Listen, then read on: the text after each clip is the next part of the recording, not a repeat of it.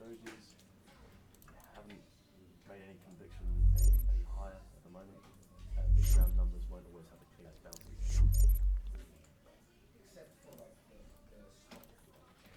Right then, afternoon folks, and just another update from us on the goings on across markets this week. We'll have a flick across the calendar and we'll see what's going on. We can see over the first number of days this week, Monday, Tuesday, Wednesday, not a great deal really out in terms of the economic calendar, and also not a great deal out in the way of news flow, which markets took as a bit of positivity over the course of the week.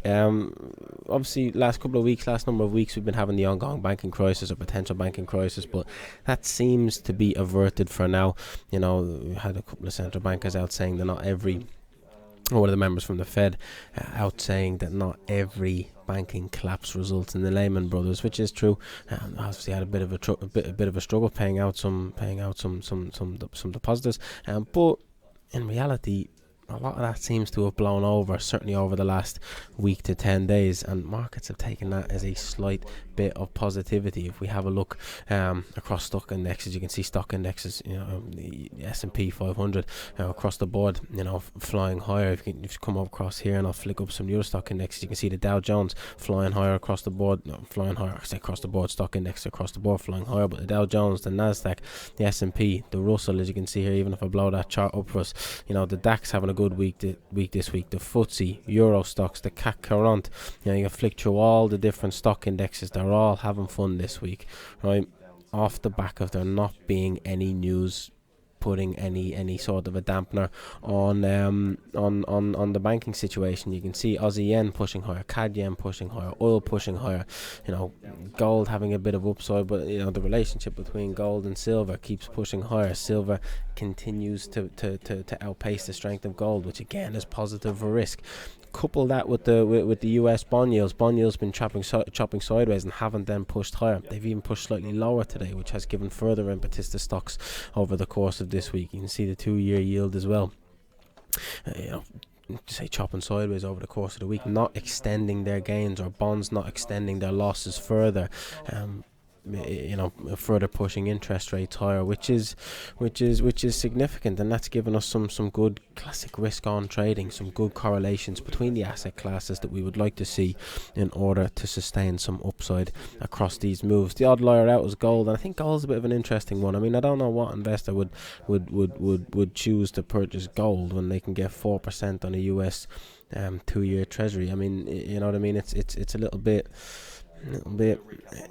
gold grinding higher over the course this week. I'd probably like to see gold lower really in the coming days and weeks. But as we speak, obviously we were speaking a couple of weeks back, probably about a month ago now at this stage, predicting this move higher in gold, speaking about the situation with gold, with central banks allowing inflation to run hot for a while. And if central banks were prepared or more prepared to allow inflation to run hot, that would likely suggest somewhat of a repricing higher in gold. And if central banks allowed that did give us a move higher in gold. But now you're kind of sitting in a situation where, if inflation continues to cool down, just draw this on. I mean, you got a bit symmetrical triangle. Personally, I like these things higher to the top side. I would prefer these, prefer this in this sort of a chart pattern to then continue to push higher and get through the top as a bit more of a continuation pattern. But these are known patterns; they kind of break both ways. So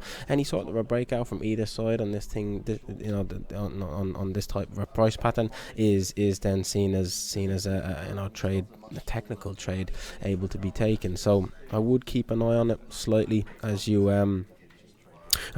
go forward. Personally, I would probably like to see a slight repricing on gold higher, especially if yields remain firm. But if yields push lower, that might give us fresh impetus on gold, and the bias from a month ago, should help continue to push gold higher. So a little bit undecided of where you'd actually want that to go on a personal level. You can make a case for it both ways. Also, with a symmetrical triangle, you can also make a case for it both ways. So there's definitely some opportunities on gold next week coming up. If I bring us across to the dollar, choppy as anything. You look at the Aussie, you look at the Kiwi, you look at dollar Swiss over the course of this week. You look at dollar yen, it was down to start the week and then has kind of risen over the course of this week. Cable and euro dollar having a good time with this week, probably off the back of a number of risk flows with stock markets pushing higher. If stock markets are pushing higher, you'd expect to see the dollar pushing lower. Now the dollar index pushing lower is largely due to the move in euro dollar because of the weighting towards it. So sort of dollars lower off the back of stock indexes higher, off the back of the banking crisis being averted, seems like a decent trade at the moment. Right, we'll flick back to the calendar and we'll come into today where we had the high impact data of the week. We started yesterday, German inflation slightly higher than a consensus, but we come into today's Eurozone inflation as a total consensus for 7.1, and a big 1.6% drop from the previous month in terms of the Eurozone inflation print. Unemployment comes down. Unemployment remains steady at 6.6% versus the consensus of 6.7. So in terms of that, minus 0.1% increase below the consensus, there's a little bit of positivity for the euro. You then come in to core PCE, the Fed's preferred metric of inflation. The month over month figure, as you can see, previous 0.5, consensus was for 0.4, and we actually came in slightly lower than anticipated. So some positivity. I see some positive euro numbers out of the labour market, and then you get some weak US inflation prints. Does go in line with the price action we've been seeing today, and unless anything materially changes over the weekend and into this week, probably looks like more of the same into this week, into next week. As long as inflation continues to cool, and it should prove positive for risk and should enable the central banks to stop hiking interest rates at some point coming up in the future, albeit a 25 basis point hike at the Fed's next meeting still seems the preferred way to go. Alright, we'll bring this on to next week and we'll have a quick look across next week. We got manufacturing PMIs out of China and out of the US on Monday. RBA on Tuesday, expecting a 25 basis point hike from the RBA. Apart from that, non-manufacturing PMI out of the US, and again, any weak figures across here, expecting a slightly weaker figure on the manufacturing PMI. Weaker than anticipated should help continue these moves. US dollars lower, stock index is higher, reduces the need for the Fed to keep hiking interest rates. And I know it's a bit counterintuitive when it comes to manufacturing numbers, but obviously we'll have to see how that plays out.